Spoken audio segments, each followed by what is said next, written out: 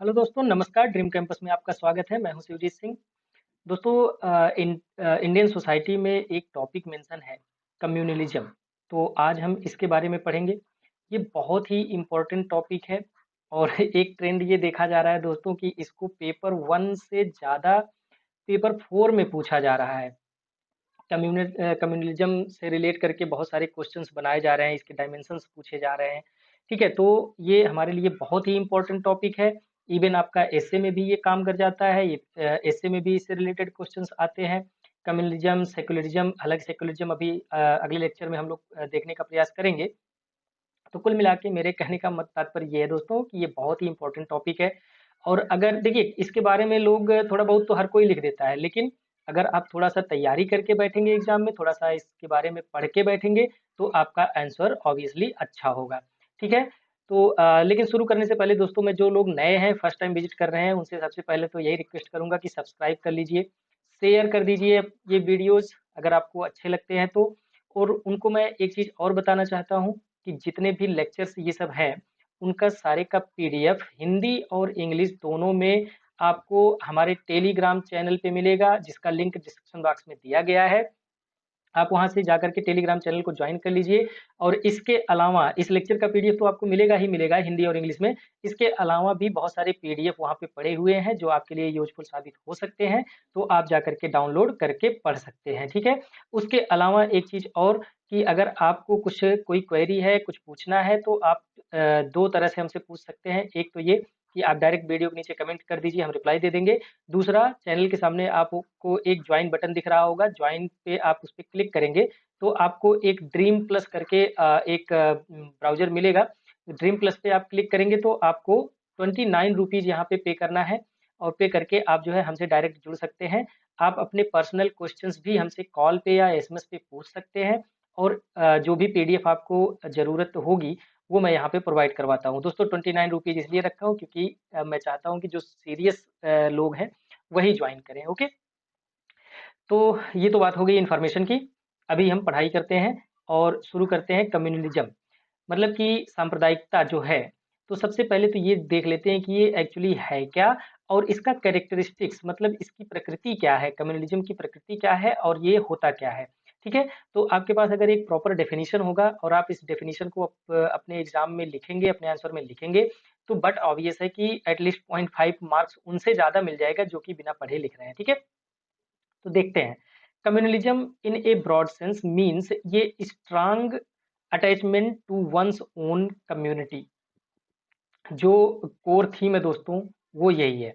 किसी भी व्यक्ति का, उसकी जो कम्युनिटी है, ठीक है, चाहे वो कोई एथनिक कम्युनिटी हो, चाहे कोई वो रिलीजियस कम्युनिटी हो, चाहे वो पॉलिटिकल कम्युनिटी हो, ठीक है, तो जो उसकी कम्युनिटी है उससे जो उसका स्ट्रॉन्ग अटैचमेंट होता है, उसी को हम कम्युनलिज्म बोलते हैं। हालांकि कम्युनलिज्म का बहुत ज्यादा सेंस हम रिलीजन से लगा करके देखते हैं, लेकिन रिलीजियस ही नहीं हो सकता, ये और भी तरह के कम्युनलिज्म आपको देखने को मिल सकते हैं। ठीक है। मतलब किसी भी प्रकार की अगर कम्युनिटी है और कोई मेंबर है उस कम्युनिटी का, और वह मेंबर उस कम्युनिटी के लिए हर हद को पार करना चाहता है, और उसका उसके लिए मर मिटने के लिए तैयार है, उसका अटैचमेंट बहुत ज्यादा है, इमोशनल अटैचमेंट है, फीलिंग उसके लिए बहुत ज्यादा है, तो ऐसी सिचुएशन को बोला जाता है कि वो थोड़ा सा सांप्रदायिक है। अपने संप्रदाय को लेकर के वो बहुत ज्यादा चिंतित है, अपने संप्रदाय को लेकर के बहुत ज्यादा इनसिक्योर है। ठीक है। In popular discourse in India, it is understood as unhealthy attachment to one's own religion। जैसा कि हमने बताया कि कम्युनलिज्म तो कई तरह का हो सकता है, लेकिन अगर इंडिया के परिप्रेक्ष्य में हम देखें कि इंडिया में जो देखा जाता है वो रिलीजन को लेकर के देखा जाता है। अगर किसी व्यक्ति का बहुत ज्यादा रिलीजियस अटैचमेंट है अपने रिलीजन को लेकर के, तो ये संभावना होती है कि उसका जो आउटलुक होगा वो क्या हो जाएगा, थोड़ा सा सांप्रदायिक हो जाएगा। ठीक है। और यही कारण है दोस्तों कि जो कम्युनलिज्म है वो ऑर्थोडॉक्स को डेवलप करता है, ऑर्थोडॉक्स को प्रमोट करता है। ठीक है। उसके अंदर इनटॉलरेंस आ जाता है, हेट्रेड आ जाता है किसके प्रति। पहली बात तो वो अदर कम्युनिटी, अदर रिलीजन को टॉलरेट नहीं करेगा। ठीक है। अपने रिलीजियस प्रैक्टिस को ही वो सबसे ऊपर मानेगा। उसके अलावा दूसरे कम्युनिटी के अगेंस्ट उसमें जो है एक हेट्रेड, घृणा की भावना डेवलप होने लगती है, ओके? तो ये सब चीज़ें हैं और ये अगर मान लीजिए आप देखिए क्या है कि आप अपने रिलीजन के साथ हर कोई अपने रिलीजन के साथ थोड़ा बहुत बँधा होता है। लेकिन अगर आप थोड़ा बहुत बँधे हैं, आप अपने काम से काम रख रहे हैं, अपने आप रिलीजियस प्रैक्टिसेज़ कर रहे हैं, जिससे किसी और को हार्म नहीं हो रहा है, आप दूसरे के रिलीजन को भी सम्मान दे रहे हैं, उतना ही सम्मान दे रहे हैं, तो इसमें कोई दिक्कत नहीं है। तब ऐसी स्थिति में आपको नहीं माना जाएगा कि आप कम्युनलिस्ट हैं, ठीक है? आप सांप्रदायिक हैं। लेकिन अगर आप अपने का ही ऊपर करने की कोशिश करते हैं और हमेशा उसी में संलिप्त रहते हैं, ऑर्थोडॉक्स को प्रमोट करते हैं, ठीक है? अदर रिलीजन को कोई तवज्जो नहीं देते हैं, उनके प्रति घृणा आप प्रदर्शित करते हैं, तो ऐसी सिचुएशन में आपको कहा जाएगा कि आप सांप्रदायिक हैं, ओके? देखिए, कुछ पॉजिटिव एस्पेक्ट्स भी हैं। Positive aspects of the communism stands for the affinity of an individual towards own community involving efforts for the social and economic upliftment of his community. कभी-कभी ऐसा होता है दोस्तों कि कोई व्यक्ति अपने यहाँ पे हम उदाहरण के रूप में रिलीजन ही ले रहे हैं। कोई व्यक्ति अपने रिलीजन को लेकर के इतना ज़्यादा सेंसिटिव होता है और अपने रिलीजियस कम्युनिटी को लेकर के इतना ज़्यादा सेंसिटिव होता है कि उस कम्युनिटी के सोशियो इकोनॉमिक डेवलपमेंट के लिए वो हर हद को पार कर जाता है। मतलब हर तरह का एफर्ट लगाता है ताकि उसके जो कम्युनिटी के लोग हैं, उनका जो सोशियो इकोनॉमिक कंडीशन है वो सुधर जाए। तो ये तो अच्छी बात है। ये अच्छी बात है कि भले ही वो कितना भी स्ट्रॉन्ग फीलिंग रखता हो, कुछ भी रखता हो, लेकिन अगर वो सोशियो इकोनॉमिक डेवलपमेंट कर रहा है अपनी कम्युनिटी का बिना किसी को हार्म पहुँचाए हुए, बिना किसी को प्रभावित किए हुए, तो फिर ये पॉजिटिव एस्पेक्ट माना जाएगा, ठीक है? However in negative connotation it is an ideology which emphasizes the separate identity of a religious group in relation to other groups with a tendency to promote its own interest at the expense of the others. Negatively क्या हो सकता है कि suppose that कि कोई व्यक्ति है वो अपनी कम्युनिटी को पॉजिटिवली इम्पैक्ट करना चाहता है, उसका सोशियो इकोनॉमिक डेवलपमेंट करना चाहता है, लेकिन इस चक्कर में वो दूसरे का नुकसान कर देता है। दूसरे के कॉस्ट पे वो अपनी कम्युनिटी का डेवलप कर रहा है और अपनी एक सेपरेट आइडेंटिटी बनाने की कोशिश कर रहा है, तो यह माना जाएगा कि जो उसके उसके अंदर जो सांप्रदायिकता की भावना है, वो क्या है? समाज के लिए घातक है, खतरनाक है, ओके? अगर हम प्रकार की बात करें, टाइप्स ऑफ कम्युनलिज्म की बात करें, तो देखिए ये पॉलिटिकल हो सकता है, सोशल हो सकता है, इकोनॉमिक हो सकता है। जैसा कि हमने स्टार्टिंग में ही बताया कि कम्युनलिज्म का संबंध केवल रिलीजन से नहीं है, केवल किसी धर्म से नहीं है, ये कई तरह का भी हो सकता है। तो अभी यहाँ पे 3 तरह का आप देख लीजिए, स्पेशली 3 तरह के ही होते हैं, तो 3 तरह के आप देख लीजिए। तो सबसे पहले अगर हम पॉलिटिकल कम्युनलिज्म की बात करें, तो एक्चुअली होता क्या है ऐसी स्थिति जब कोई पॉलिटिकल पार्टी ठीक है पॉलिटिकली कोई अपना इंटरेस्ट गेन करने के लिए समाज के लोगों को उसके कम्युनिटी के आइडेंटिटी के आधार पर डिवाइड कर दे ठीक है अपना कोई पॉलिटिकल गेन अपना कोई पॉलिटिकल इंटरेस्ट साधने के लिए समाज में जितनी भी कम्युनिटीज हैं उनको अपनी आइडेंटिटी के बेस पे उनके अपने कैरेक्टरिस्टिक्स वैल्यूज के बेस पे इसको समाज में अलग कर दे और इनका मान लीजिए इस ये कोई पर्टिकुलर कम्युनिटी है इनका ज्यादा ध्यान दे और इसके इनके मन में दूसरे कम्युनिटी के लिए घृणा उत्पन्न करे हेट्रेड उत्पन्न करे तो ऐसा जो कम्युनलिज्म होता है ऐसा जो सांप्रदायिकता होता है उसको हम राजनैतिक सांप्रदायिकता बोलते हैं पॉलिटिकल कम्युनलिज्म बोलते हैं ओके अगला टाइप जो है वो है social communalism when the society's belief divide these into different groups मतलब ये कि समाज में मान लीजिए ये समाज है और इसमें बहुत सारे कम्युनिटी के लोग रह रहे हैं और इसी समाज में ही कुछ लोग ऐसे हैं जो कि इन लोगों को सोशल वैल्यूज के आधार पर कल्चरल वैल्यूज के आधार पर अलग कर दें ठीक है मतलब ये कि सोशल वैल्यूज सोशल नॉर्म्स के आधार पर एक दूसरे से डिफरेंट करने की कोशिश करें तो ऐसी स्थिति को हम सोशल कम्युनलिज्म बोलते हैं अगला जो टाइप है वो है इकोनॉमिक कम्युनलिज्म इकोनॉमिक कम्युनलिज्म दोस्तों तब आता है जैसे मान लीजिए ये कोई एक क्षेत्र है क्षेत्र ए और ये कोई दूसरा क्षेत्र है क्षेत्र बी क्षेत्र ए का इकोनॉमिक डेवलपमेंट बहुत ज्यादा है यहाँ के लोगों के पास इकोनॉमिक अपॉर्चुनिटीज है एम्प्लॉयमेंट है ठीक है और इंडस्ट्रीज वगैरह है, हर चीज यहाँ पे व्यवस्था अवेलेबल है, लेकिन यहाँ पे व्यवस्था अवेलेबल नहीं है। तो ऐसी स्थिति में यहाँ के लोगों के मन में ऐसी भावना उठेगी, इनके अगेंस्ट वो अपना कुछ कार्यक्रम चलाएंगे, घटना घटाएंगे, ठीक है, लड़ाई झगड़ा करेंगे, और इनके मन में इनके प्रति एक घृणा का भाव उत्पन्न होना शुरू हो जाएगा। ठीक है, तो ऐसी कंडीशन को हम बोलते हैं इकोनॉमिक कम्युनलिज्म, मतलब आर्थिक सांप्रदायिकता। ठीक है, तो उम्मीद है कि आप इसको जो है डायमेंशंस, इसके टाइप्स आप समझ गए होंगे। ओके, अगला हम देखते हैं कि कम्युनलिज्म के कितने डायमेंशंस हो सकते हैं, कितने डायमेंशन में कितनी तरह से कम्युनलिज्म को देखा जा सकता है। तो एक इंडियन सोशियोलॉजिस्ट हैं टीके ओमैन, इन्होंने 6 डायमेंशंस बताए हैं कम्युनलिज्म के। इसमें सबसे पहला है एसिमिलेशनिस्ट, मतलब ये कि एसिमिलेशनिस्ट कम्युनलिज्म ऐसा होता है कि सपोज दैट कि ये कोई एक कम्युनल ग्रुप है, एक कोई रिलीजन ही ले लीजिए, ये कोई रिलीजियस ग्रुप है, और इसके साथ ही यहीं पे एक छोटा सा रिलीजियस ग्रुप है। तो यहाँ के लोग ऐसा कुछ करें, ऐसी व्यवस्था करें कि इस रिलीजियस ग्रुप को अपने में मिला लें। ठीक है, तो यह जो प्रकृति होती है, यह जो डायमेंशन होती है मिलाने वाली, अदर ग्रुप को अपने में मिला लेने वाली जो टेंडेंसी होती है, यह जो है कम्युनलिज्म का एसी मिलेशनिस्ट टेंडेंसी है, एसी मिलेनिस्ट डायमेंशन है। ठीक है, मतलब मिला लेने वाला डायमेंशन।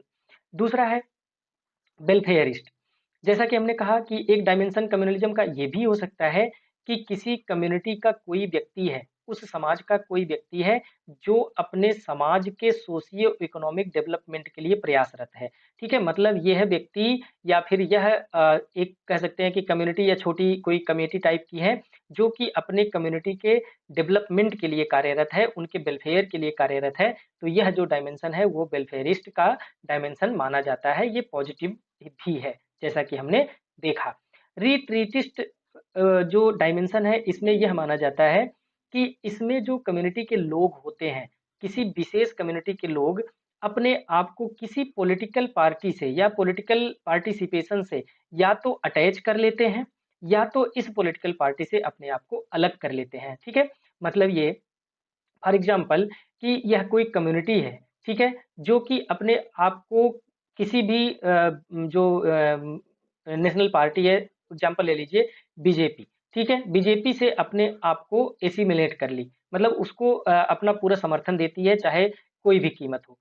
और दूसरा कंडीशन ये हो सकता है कि इसने अपने आप को बीजेपी से पूरी तरह से असंबद्ध कर लिया, अलग कर लिया, और किसी भी कंडीशन में यह इस पॉलिटिकल पार्टी को सपोर्ट नहीं करती है। तो यह जो डायमेंशन होता है उसको हम रिट्रीटिस्ट डायमेंशन बोलते हैं। ठीक है, अगला है रिटेलिएटरी, मतलब ये कि एक दूसरे के ऊपर हमला कर दो।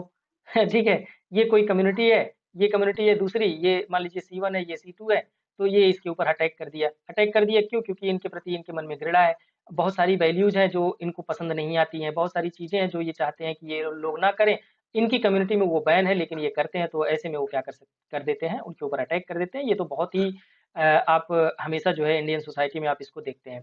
फिर उसके बाद सेपरेटिस्ट, इसमें ये जो टेंडेंसी होती है दोस्तों, सपोज दैट एक उदाहरण ले लीजिए आप कि मुस्लिम कम्युनिटी है, मुस्लिम कम्युनिटी एक होल कम्युनिटी है। देखिए यहाँ पे कुछ अदरवाइज मत लीजिए, यहाँ पे अभी मैं हिंदू का भी एग्जांपल दे दूंगा। ठीक है, यहाँ पे मान लीजिए मुस्लिम है, तो मुस्लिम तो एक ब्रॉड कंसेप्ट हो गया, लेकिन इसमें सिया लोग आते हैं, सुन्नी लोग आते हैं, अहमदिया लोग आते हैं, बहुत सारे लोग आते हैं।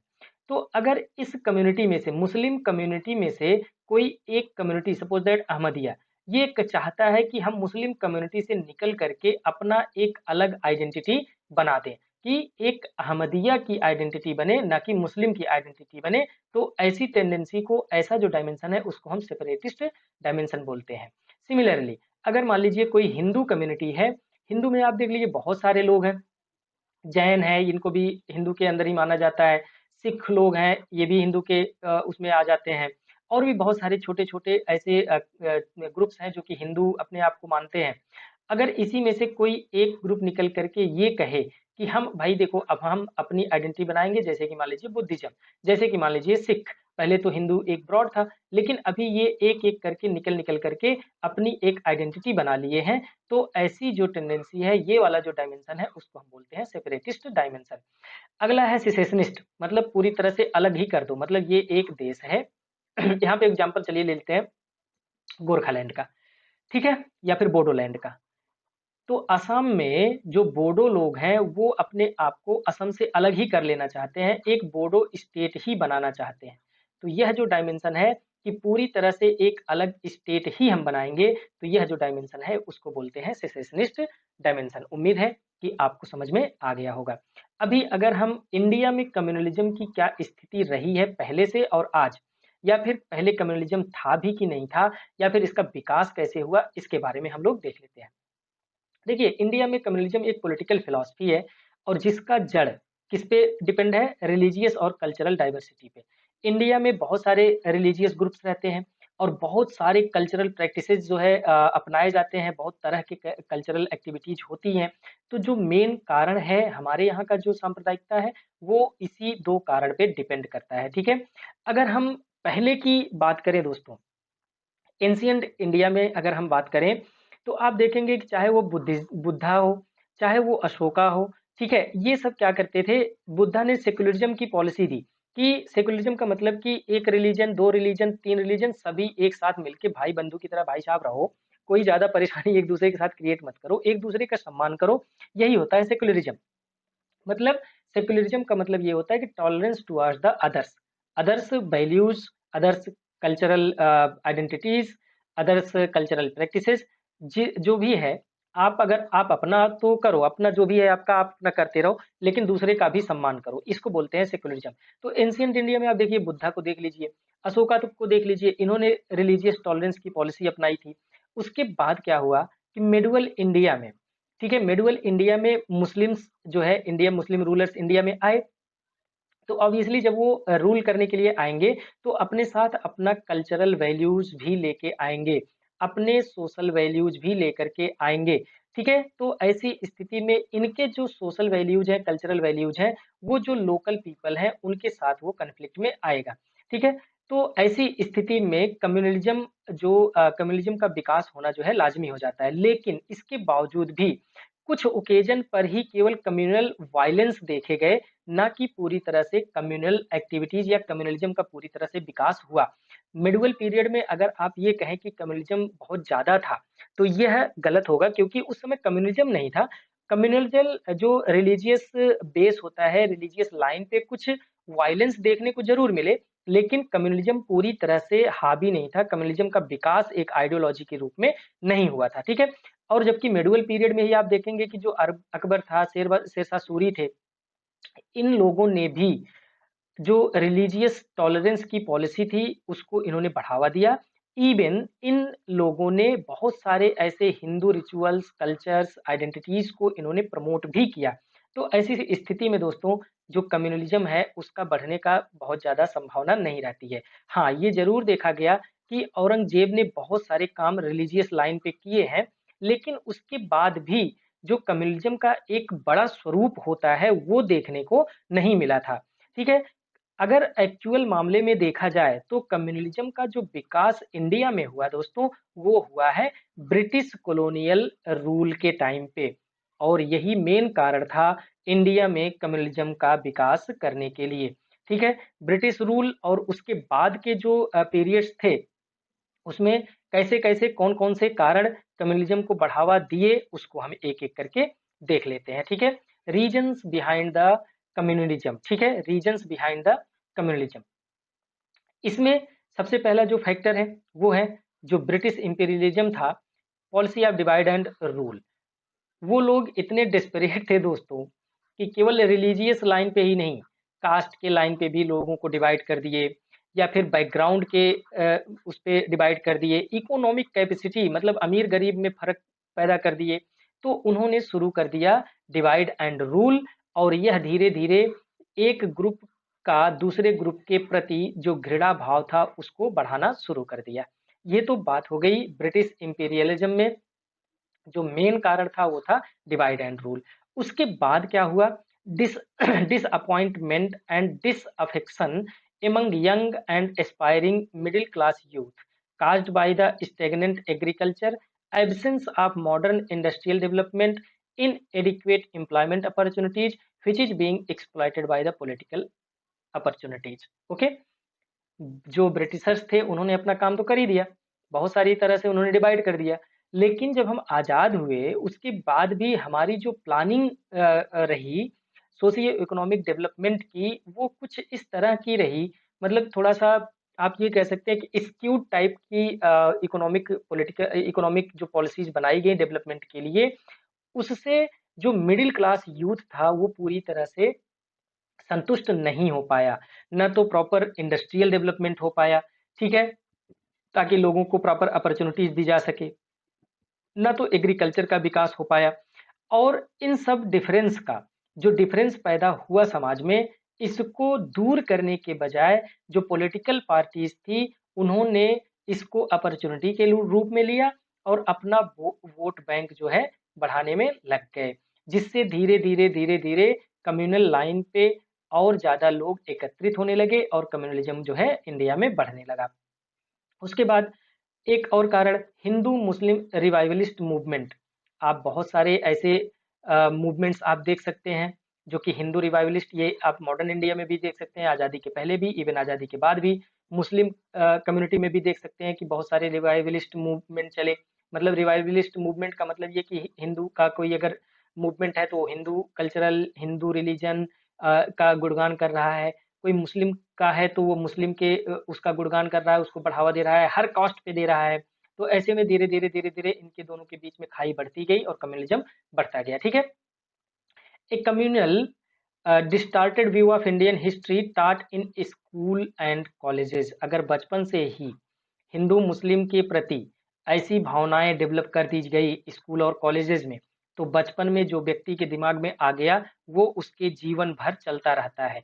और आगे ये भी संभावना होती है कि जो उसका प्रभाव है वो और गहरा हो जाए जीवन के अगले पड़ाव पर। ठीक है, तो ऐसे में स्कूल और कॉलेजेस में जो पढ़ाई की गई, जो करिकुलम डिजाइन किया गया, वो भी काफी हद तक कम्युनलिज्म को बढ़ाने के लिए इंडिया में जिम्मेदार रहा है। ओके, फिर उसके बाद separatism and isolation among Muslims. क्योंकि देखिए मुस्लिम्स हमारे यहाँ माइनॉरिटी में थे, तो धीरे धीरे देखिए माइनॉरिटी में एक टेंडेंसी ये होती भी है कि वो थोड़ा सा क्या कह सकते हैं कि आप थोड़ा सा इनसिक्योर फील करते हैं, थोड़ा सा सेंसिटिव फील करते हैं। तो कहीं कहीं ये देखा गया कि वो खुद ही अपने आप को थोड़ा सा आइसोलेटेड रखने की कोशिश करते हैं। लेकिन अगर मान लीजिए वो किसी के भय बस, किसी के कारण बस अपनी कम्युनिटी में अपना एक स्ट्रॉन्ग पकड़ बनाने के लिए अपने आप को आइसोलेट कर रहे हैं, तो यहाँ पे गवर्नमेंट की क्या जिम्मेदारी थी? गवर्नमेंट की जिम्मेदारी ये थी कि अगर ये आइसोलेट खुद को कर रहे हैं या करना चाहते हैं या ऐसी टेंडेंसी देखने को मिल रही है, तो उनको आइसोलेशन से बचाएं, उनको समाज में सेम जो है सेम स्थान दें और समाज में जो अदर कम्युनिटी के लोग रह रहे हैं उनके साथ उनको एसिमिलेट एसिमिलेट करें। ठीक है, लेकिन ऐसा करने में गवर्नमेंट जो है विफल रही और जिसकी वजह से इनके अंदर एक कुंठा डेवलप हुई और वह कुंठा कम्युनलिज्म के रूप में सामने आ गई। फिर उसके बाद rise of communal and fundamentalist parties. बहुत सारी पार्टीज आप देख सकते हैं कि जो कि रिलीजियस बेस ही है उनका। ठीक है, हम उदाहरण के रूप में यहाँ पे कुछ किसी पार्टी का नाम नहीं लेना चाहते हैं, लेकिन आप बहुत सारी पार्टीज को ऐसा देख सकते हैं कि जिनका फंडामेंटल बेस ही, उनकी आइडियोलॉजी ही उनका रिलीजन है। ओके, तो ये सब कारण आप जो है अपने आंसर में लिख सकते हैं। मेरा देखिए हम लोगों का फोकस क्या है कि कितना बेहतर से बेहतर पॉइंट हम अपने जो है आंसर में लिख पाए। ठीक है, तो लिखने के लिए आपके पास इतना बहुत पर्याप्त माल है। अभी अगर हम देखें कि जो कम्युनल वायलेंस होता है, ठीक है, देखिए जो कम्युनलिज्म के विकास के पीछे कारण है ना, वही ऑलमोस्ट जो है आप कम्युनल वायलेंस जो होता है उसके पीछे भी कारण दे सकते हैं। जैसे डिवाइसिव पॉलिसीज, मतलब पॉलिटिकल पार्टी जो है ऐसी ऐसी पॉलिसीज बनाती हैं जो कि किसी एक पर्टिकुलर कम्युनिटी के वेलफेयर के लिए होता है। दूसरी कम्युनिटी असंतुष्ट हो जाती है, तो एक कम्युनिटी का विकास हो जाता है, दूसरी कम्युनिटी का विकास नहीं होता है, तो इनके बीच में एक गैप क्रिएट हो जाता है और जैसे ही गैप क्रिएट होता है तो एक दूसरे के प्रति इनके बीच में हेट्रेड स्टार्ट हो जाता है। फिर इकोनॉमिक कॉजेज को हमने देख ही लिया कि अनइवन डेवलपमेंट हो रहा है, क्लास डिवीजन हो रहा है, पॉवर्टी एंड अनएम्प्लॉयमेंट की वजह से डिसअफेक्शन पैदा होता है। और हम जो है कम्युनल राइट्स के बहुत सारे हिस्ट्री भी देख सकते हैं। हिस्ट्री मतलब कि पहले के समय में बहुत सारे ऐसे कम्युनल राइट्स हुए हैं। तो उसमें क्या होता है कि एक बार कम्युनल राइट्स हो गया तो एक कम्युनिटी ने मान लीजिए किसी कम्युनिटी को मार दिया, तो दूसरी कम्युनिटी वाले अपना जो है ग्रोथ करेंगे, डेवलप करेंगे, अपना गैंग बनाएँगे और इस पे अटैक करेंगे। तो इनका एक साइकिल बन जाती है और ये साइकिल चलती ही रहती है। फिर उसके बाद पॉलिटिक्स ऑफ अपीजमेंट, किसी एक कम्युनिटी को खुश करने के लिए कोई ऐसी पॉलिसीज़ बना दी जाती है ताकि उनको उस कम्युनिटी से वोट मिल जाए। तो एक कम्युनिटी खुश हो रही है, एक कम्युनिटी का विकास हो रहा है, दूसरी कम्युनिटी पे ध्यान ही नहीं दिया जा रहा है। फिर उसके बाद isolation and economic backwardness of Muslim community, इसके बारे में हमने देख ही लिया कि आइसोलेट वो खुद को भी किए और गवर्नमेंट ने भी उसको बढ़ावा दे दिया। तो उनका जो इकोनॉमिक विकास होना था, जो सोशल डेवलपमेंट होना था, वो नहीं हो पाया। फिर उसके बाद एडमिनिस्ट्रेटिव फेलियर्स, इवन जो भी चीज़ें हैं, जैसे मान लीजिए कोई लॉ एंड ऑर्डर है, ठीक है? जो भी प्रोविजंस ऑलरेडी मौजूद हैं, उसको भी हम पूरी तरह से लागू नहीं कर पा रहे हैं। इसकी वजह से भी जो कम्युनल गैप है, वो धीरे-धीरे बढ़ता चला जा रहा है। Psychological factor, the lack of interpersonal trust, mutual understanding between two communities often result in the perception of threat, harassment, fear and danger in one community against the members of the other community. Psychologically जो है एक community का व्यक्ति दूसरे community की व्यक्ति से डर रहा है, उसके अंदर कोई ऐसा सस्पिशन है कि इस पर्टिकुलर कम्युनिटी का व्यक्ति इस टाइप का होता है। हो सकता है वो गलत हो, लेकिन उसके मन में ऐसी कुंठा है, ऐसा विचार है कि इस कम्युनिटी के लोग तो ऐसे ही होते हैं। तो ऐसी स्थिति में उनके बीच में जो म्यूचुअल ट्रस्ट डेवलप होना चाहिए, वो ट्रस्ट डेवलप नहीं हो पाता है। और दोस्तों जब तक ट्रस्ट डेवलप नहीं होगा, तब तक जो इनका कल्चरल मेल्टिंग है एक-दूसरे के साथ, वो नहीं हो पाएगी, वो एक-दूसरे को टॉलरेट नहीं कर पाएँगे, ठीक है? तो साइकोलॉजिकल फैक्टर, उसके बाद मीडिया और सोशल मीडिया भी अपना एक अलग ही रोल अपनाते हैं। कोई भी देखिए, अभी आप सोशल मीडिया पे कोई भी ऐसी चीज़ देखिए, जो कि नॉलेज वाली है ना? तो आप उसको स्किप कर देते हैं। आप उसको जो है आगे सरका देते हैं, चला जाता है। लेकिन जैसे ही कोई रिलीजियस कोई भड़काऊ चीज़ लिखा है, कोई रिलीजियस चीज़ लिखा है, तो आप उसको क्या करते हैं, तुरंत उसको क्लिक करते हैं और उसको देखते हैं और फिर कहीं-कहीं पे तो इतने ज़्यादा वो भले ही गलत हो, लेकिन उसके पीछे इतना फैक्ट्स दे देते हैं वो, कि जो देखने वाला व्यक्ति है, उस पे वो विश्वास कर लेता है और उसको इवन रोकता नहीं है, बल्कि आगे फॉरवर्ड कर देता है।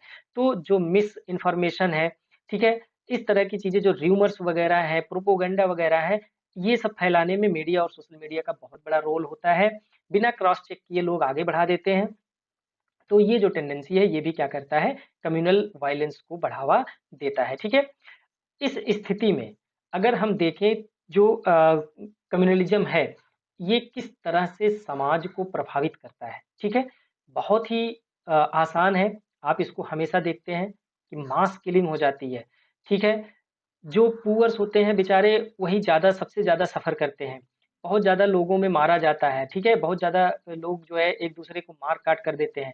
फिर उसके बाद जो गरीब लोग हैं बेचारे उनकी लाइवलीहुड चली जाती है। बताइए अगर कोई क्षेत्र है वो अनस्टेबल हो गया किसी भी कारण से वहाँ पे जो है अनरेस्ट फैला हुआ है।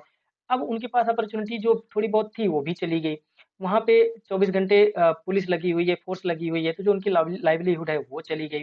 फिर उसके बाद it violets the human right, ठीक है? ह्यूमन राइट्स का वायलेशन करता है।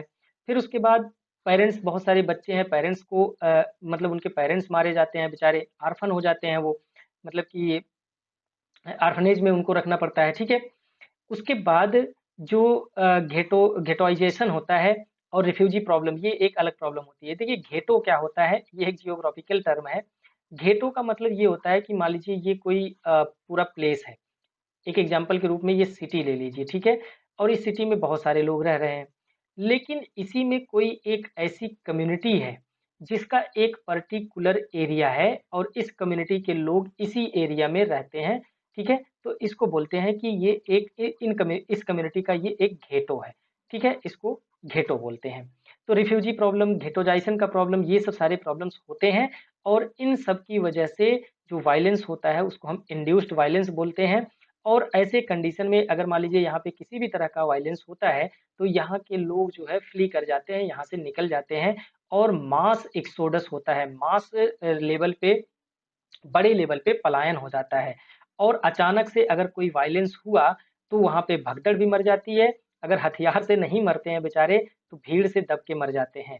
तो इस तरह से हमारा बहुत ज़्यादा ह्यूमन लॉस होता है। उसके बाद एक जो प्रभाव पड़ता है कि जो देखिए इंडियन कॉन्स्टिट्यूशन बहुत सारे सेकुलर वैल्यूज़ हमारे संविधान में डाल के रखा है, तो उन सबको भी नुकसान पहुँचता है, चाहे वो रिलीजियस टॉलरेंस की वैल्यू हो, चाहे वो सेकुलरिज़्म की वैल्यू हो। तो जो कम्युनलिज्म होता है वो क्या करता है, देखिए कम्युनलिज्म ऑब्वियसली सेकुलरिज्म के अगेंस्ट है, ठीक है, उसका अपोजिट है। तो अगर कम्युनलिज्म ज्यादा होगा तो ऑब्वियसली सेकुलरिज्म नहीं होगा, जबकि ये एक हमारा कॉन्स्टिट्यूशनल क्या कहते हैं, कॉन्स्टिट्यूशनल एक बेसिक स्ट्रक्चर है, समझ सकते हैं कि कॉन्स्टिट्यूशनल वैल्यू है हमारा ये, ठीक है। रिलीजियस टॉलरेंस भी हमारा एक कॉन्स्टिट्यूशनल वैल्यू है, लेकिन कम्युनलिज्म क्या करता है, इन चीजों को अफेक्ट करता है, इन लोगों के अगेंस्ट एक थ्रेट पैदा करता है, हमारे यूनिटी और इंटीग्रिटी पे भी प्रभाव पड़ता है, ठीक है, यूनिटी एंड इंटीग्रिटी को थ्रेट पहुंचाता है। उसके साथ साथ माइनॉरिटीज बेचारे हमेशा सस्पिशन के रूप में देखे जाते हैं, सस्पिशियस निगाह से लोग उनको देखते हैं। फिर उसके बाद जो ये कम्युनल राइट्स होते हैं या कम्युनलिज्म जो होता है दोस्तों, ये चूंकि देखिए ह्यूमन लॉस करता है, इंफ्रास्ट्रक्चर का लॉस करता है, स्किल का लॉस करता है, एजुकेशन का लॉस करता है, हेल्थ का लॉस करता है, और इन सब का जो इम्पैक्ट देखा जाता है वो देखा जाता है कि समाज का विकास नहीं हो पा रहा है, इकोनॉमी का विकास नहीं हो पा रहा है। मतलब ये कि जो कम्युनलिज्म है, कम्युनलिज्म जो है बैरियर बन जाता है किसके सामने, डेवलपमेंट के, ठीक है। ह्यूमन रिसोर्स का लॉस होता है, जैसा कि हमने देखा, ठीक है। ह्यूमन रिसोर्स हमारी पूरी तरह से, मान लीजिए अब बेचारा कुछ भी नहीं किया है, इंजीनियर है टॉप क्लास का, और उसके क्षेत्र में वायलेंस हो गया, मारा गया बेचारा, ठीक है। तो ऐसे में हम जो है अपना जो ह्यूमन हमारा रिसोर्स है उसको हम लूज कर देते हैं, वो खो देते हैं, ठीक है। तो ये सब तो चीजें हो गई।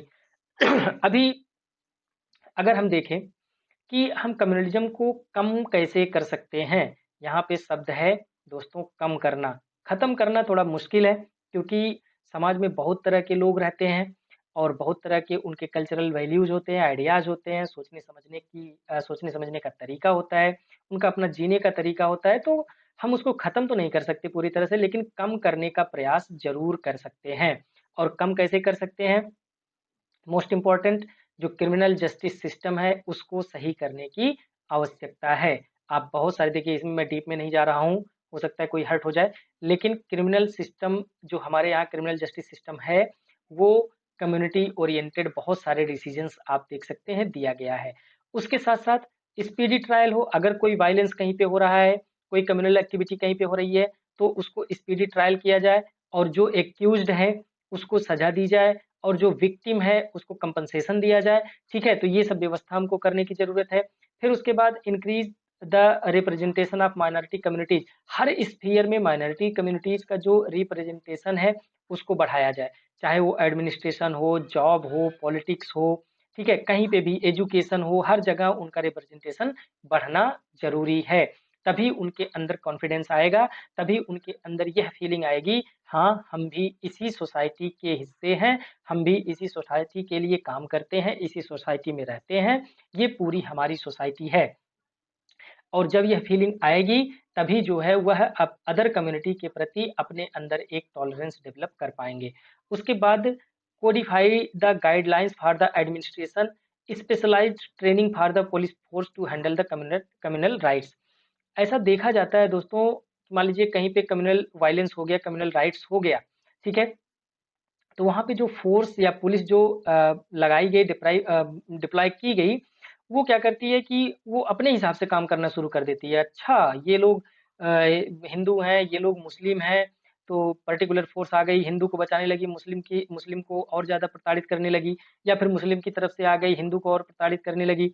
तो इस तरह की बहुत सारी टेंडेंसीज देखने को मिली हैं। तो ऐसे में क्या है कि उनको स्पेशल ट्रेनिंग देना चाहिए, इस तरह से उनको ट्रेन करना चाहिए कि इस कम्युनल जो राइट हुए हैं, इस परेशानी को वो इस तरह से सॉल्व करें कि इन दोनों में से किसी की भी भावना आहत ना हो, ठीक है। तो ऐसे में इस तरह से अगर वो कार्य करेंगे तभी जो है इसका पीसफुल सलूशन निकल पाएगा। अदरवाइज वो कम्युनल वायलेंस को शांत करने गए थे, लेकिन एक अलग कम्युनल वायलेंस वो एक कम्युनल वायलेंस को जन्म दे करके चले आएंगे, ठीक है। फिर उसके बाद एजुकेशन सिस्टम में हमको सुधार करने की जरूरत है, वैल्यू ओरिएंटेड एजुकेशन हमको प्रोवाइड करवाना है।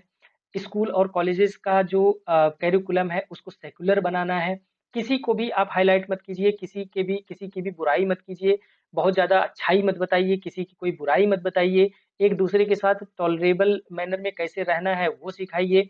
उनके जो हर रिलीजन के देखिए अपने-अपने कुछ गुड वैल्यूज़ होते हैं, आप उसको इनकलकेट करने की कोशिश कीजिए और जो वैल्यू आप पीस है, नॉन वायलेंस है, कंपैशन है, सेक्युलरिज़्म है, ह्यूमनिज़्म है, ठीक है, साइंटिफिक टेम्पर है, आप इन सब चीज़ों को एजुकेशन में बढ़ाने की कोशिश कीजिए। तो कुल मिला के करिकुलम सेकुलर डिजाइन करने की ज़रूरत है। उसके अलावा गवर्नमेंट क्या कर सकती है, जो अदर कंट्रीज़ में कुछ ऐसे मॉडल्स हैं, उसको फ़ॉलो कर सकती है। जैसे मलेशिया में है अर्ली वार्निंग इंडिकेटर, ये एक ऐसे अपना सिस्टम बनाए हैं कि किसी भी एरिया में अगर कुछ ये घटना हो रही है, ये घटना हो रही है, तो ठीक है, इनका इंडेक्स बढ़ गया और ये जान गए कि यहाँ पे कम्युनल वायलेंस हो सकता है। तो पहले से ही वो तैयार हैं इस चीज़ को रोकने के लिए, ठीक है? उसकी उसी तरह से देखिए हांगकांग में एक मॉडल है जिसका नाम है रेस रिलेशन यूनिट। इन्होंने भी एक अपना एक यूनिट बना के रखा है, ठीक है? जो कि क्या करता है, हमेशा इस सब चीज़ों को ध्यान में रखता है, ह हमेशा इन सब चीज़ों पे अपनी आँख बनाए रखता है। जैसे ही समाज में इस तरह की कोई गतिविधि होती है, तो गवर्नमेंट जो है एक्शन में आ जाती है। उसके बाद क्या करना है, encourage and support the civil societies and NGOs. Civil societies, ऐसी एनजीओज़ जो रिलीजियस बेस पे काम नहीं करती हैं, जो कि रिलीजियस टॉलरेंस के लिए काम करती हैं, जो कि सेक्युलर मैनर में काम करती हैं, गवर्नमेंट को ऐसी सिविल सोसाइटीज़ और एनजीओज़ को बढ़ावा देना चाहिए। फिर उसके साथ-साथ माइनॉरिटी वेलफेयर स्कीम्स आप लॉन्च करिए। जो माइनॉरिटीज़ हैं, उनका जो सोशल और इकोनॉमिक डेवलपमेंट है, उसको सुनिश्चित करने का प्रयास कीजिए। उसके बाद एक नेशनल फाउंडेशन और कम्युनल हार्मनी बॉडी आप बना सकते हैं, जो कि पर्टिकुलरली इसी सब्जेक्ट को मॉनिटर करे, इसी सब्जेक्ट को देखे और इससे होने वाली किसी भी तरह की परेशानी को कभी भी मतलब हमेशा सॉल्व करने के लिए तैयार रहे। ठीक है? उसके बाद जो ये कमीशन हो, यह कमीशन कुछ साइकोलॉजिकल रिहैबिलिटेशन का भी कार्य करे। मान लीजिए किसी किसी वायलेंस में कोई व्यक्ति है जो साइकोलॉजिकली बहुत ज़्यादा हर्ट हुआ है, कोई चिल्ड्रन है वो साइकोलॉजिकली बहुत ज़्यादा हर्ट हुआ है, तो उसको रिहैबिलिटेट करें। क्यों? क्योंकि अगर कोई व्यक्ति साइकोलॉजिकली अफेक्टेड है या फिर कोई चिल्ड्रन साइकोलॉजिकली अफेक्टेड है, तो ये बड़ा होकर के इसके अंदर ऐसी भावना डेवलप हो जाएगी कि वह जो है बदला लेना चाहेगा। ठीक है? और बदले की भावना में एक नया वायलेंस क्रिएट करेगा। उसके अलावा communal violence prevention control rehabilitation of victim bill 2005 में आया था और ये अभी तक इनैक्ट नहीं हुआ है, तो गवर्नमेंट को इसको इनैक्ट करने की ज़रूरत है। ठीक है? तो दोस्तों उम्मीद है कि आपको अब पर्याप्त माल मिल गया है कि आपको कैसे क्या लिखना है और उम्मीद है कि सारे पॉइंट्स आपको समझ में भी आ गए होंगे। अगर कोई भी पॉइंट आपको नहीं समझ में आ रहा है या फिर कोई क्वेरी है, कोई क्वेश्चन है, तो आप कमेंट सेक्शन में लिख सकते हैं, हम उसको रिप्लाई दे देंगे या फिर आप जॉइन बटन से ड्रीम प्लस वाला जो मेंबरशिप है, आप उसको जॉइन कर सकते हैं। ओके दोस्तों, खैर आज के लिए बस इतना ही। Thanks for watching.